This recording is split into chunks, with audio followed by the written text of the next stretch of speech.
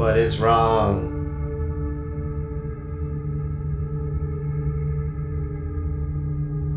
I cannot open the doors. I can help. I can open the doors for you. You can? Yes, just give me a hug, and I will open the doors. But I can't hug. I don't have arms. Just give me a hug, and I'll open the doors. Yes, give us a hug. Hugs! Yes, give us a hug. Hugs! I can't. Stay away from me. Stay away. Bad dream? It was nothing. Start the movie. Okay.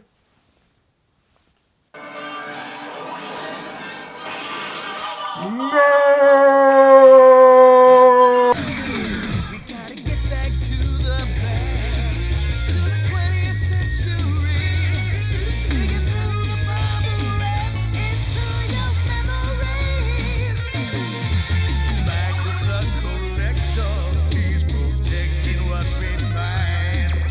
Relentless heavy rhythms keep us safe through time.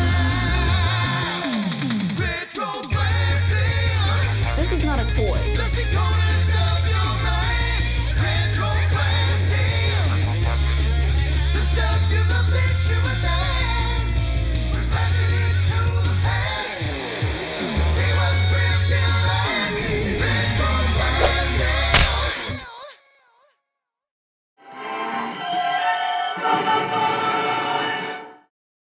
The 1980s was the golden age of syndicated weekday afternoon animation.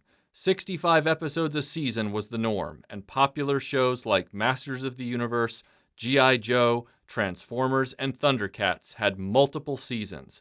But in reality, very few cartoons made it beyond the standard 65-episode single-season run. Down one rung from that was the Saturday morning block, where your show might get around 13 episodes a year, unless you only lasted 1 year. Go down another level and you find yourself in the miniseries format, which was usually 5 episodes. Some cartoons, like G.I. Joe, springboarded off a popular 5-episode miniseries into a full-blown animated show. Others, like Sectars, didn't get beyond the 5 episodes. And then there's Robo Force. 1 episode.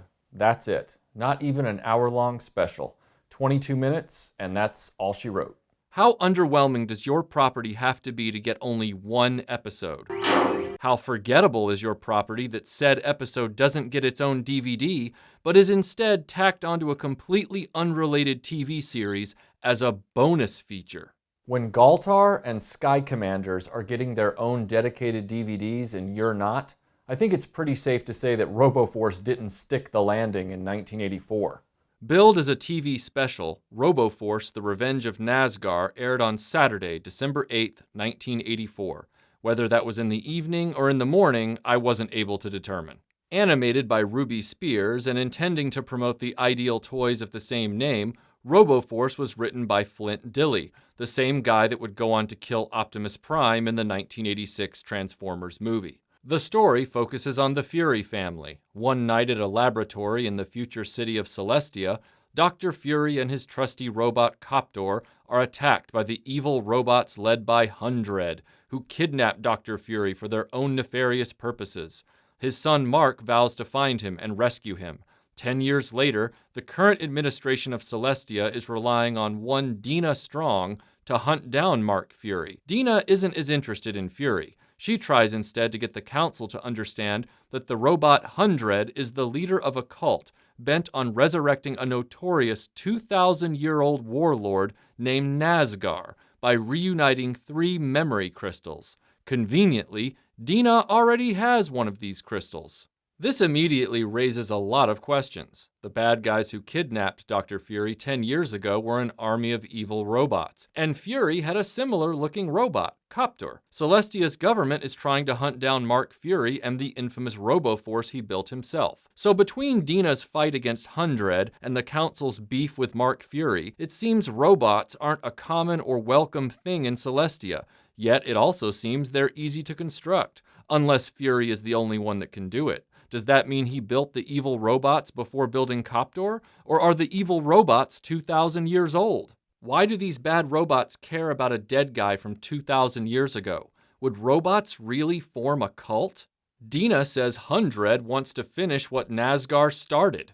Hundred is going to put Nazgar's brain into a robot body your father made. We have come to return Nazgar to life. So a guy with no direct prior connection to the big bad has this hero worship for a dead villain. Is Hundred the inspiration for Kylo Ren? Show me again the power, and I will finish what you started. As with every robot-based show in the 80s, Robo Force's writers seem to have little faith in the appeal of the robots themselves, and instead frame the story around human characters who are given no place in the actual toy line. Granted, all of these trash can robots look the same and float around with their arms at their sides. It was probably a massive animation savings, but it also cost the story an audience that cared. And the writers self-fulfilled their own prophecy. The robots aren't interesting. They all look generally the same, and there's no time to give them distinct personalities. Maxx stands out because he's the only one with his name literally printed on his chest. Ideal Toys must have known the robots were pretty interchangeable because they printed stickers with each one's name on the front, something the Transformers and even GoBots didn't stoop to. So now you have a series called Robo Force, but the uninteresting robots take a back seat to some schmo named Nazgar, as well as a ragtag group of humans. The problem is that the humans aren't interesting either. It feels like the creators didn't have any real ideas behind the humans, so they took the beaten path. Fury is the searching for his father guy. Dina is that girl who knows the score but no one will listen to her girl. To compensate for the lack of originality, they went with a what's in a name strategy. Give them a cool name and the kids will think they're cool. That tack saddles us with Mark Fury and Dina Strong with their trusty robot Maxx Steele. It's the Cool Names Patrol!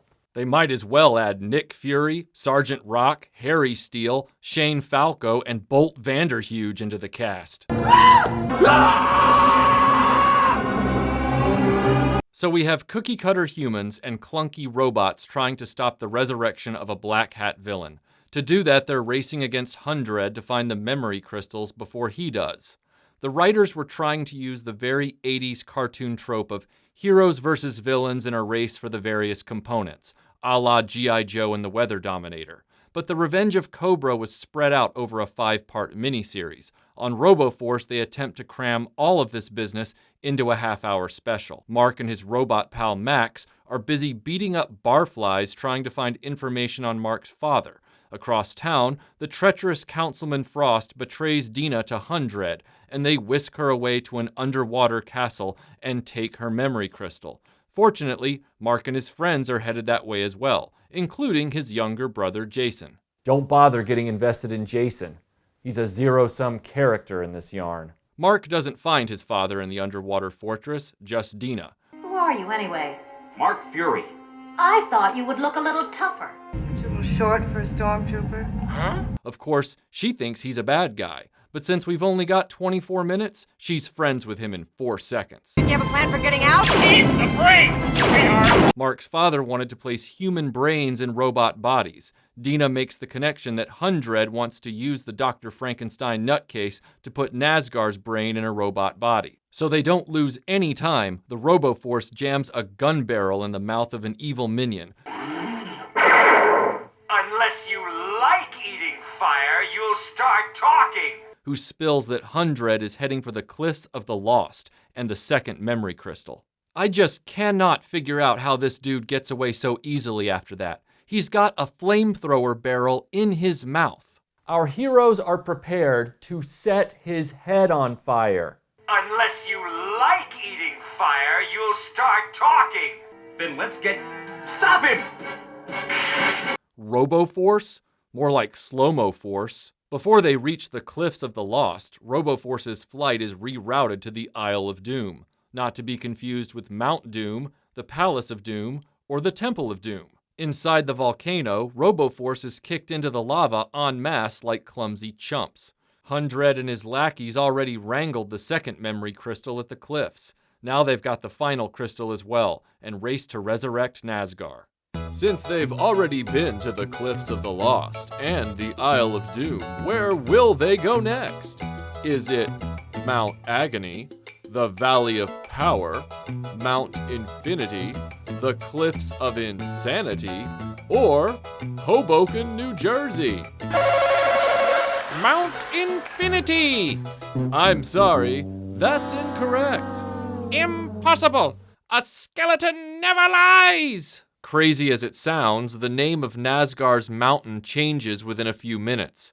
The skeleton demon says one thing. You will find the great brain at the peak of Mount Infinity. Robo Force says another. I believe I'm picking something up from Mount Agony. Mount Infinity. Mount Agony. Infinity. Agony. Continuity errors over a long-running series are one thing, but when you can't get a location name consistent in a single half hour, that's something else. Hundred ends up at Mount Agony, where he's rewarded with Nazgar's brain in a box. Also, the mountain has Nazgar's fortress inside it, along with his death ray. What's that?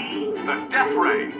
Let's go trash it. If they just gave Nazgar a white cat to pet, the scenario would be complete. I am Ernst Stavro Blofeld. Mark finds his father, but only after Nazgar's brain is resurrected in an android body. Unlike Krang, Nazgar's brain gets the top shelf. After 20 minutes of waiting, we finally get to see Maxx Steele face off against Hundred and lay him out in one annoyed punch.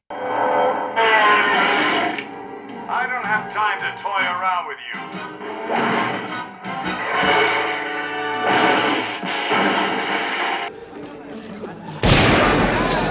Robo Force murders Nazgar in his escape pod before it can blast off. Eat fire, Nazgar! As soon as Nazgar is a TV dinner, Max stops the unstoppable death ray, also with one punch. Then all the robots drink oil and toast the success of their violence. There's a lot here to unpack. Ruby Spears has put all of the cliches of an 80s cartoon into a single experience with no time for dilly-dally. Why is Copter the original robot? Shouldn't that be Maxx Steele, the assumed hero? And why is Robo Force so terrible at everything until the very end when Maxx Steele just turnkeys their victory? Why did Hundred wait 10 years to go looking for the memory crystals?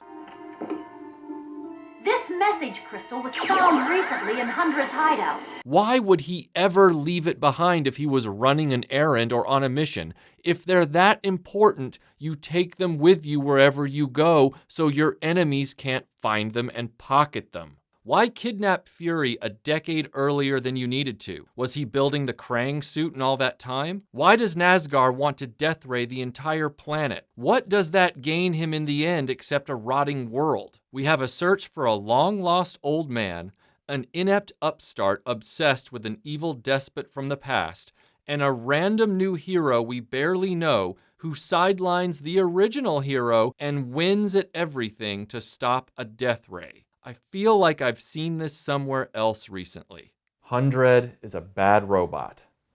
Bad robot. Bad robot. Bad robot.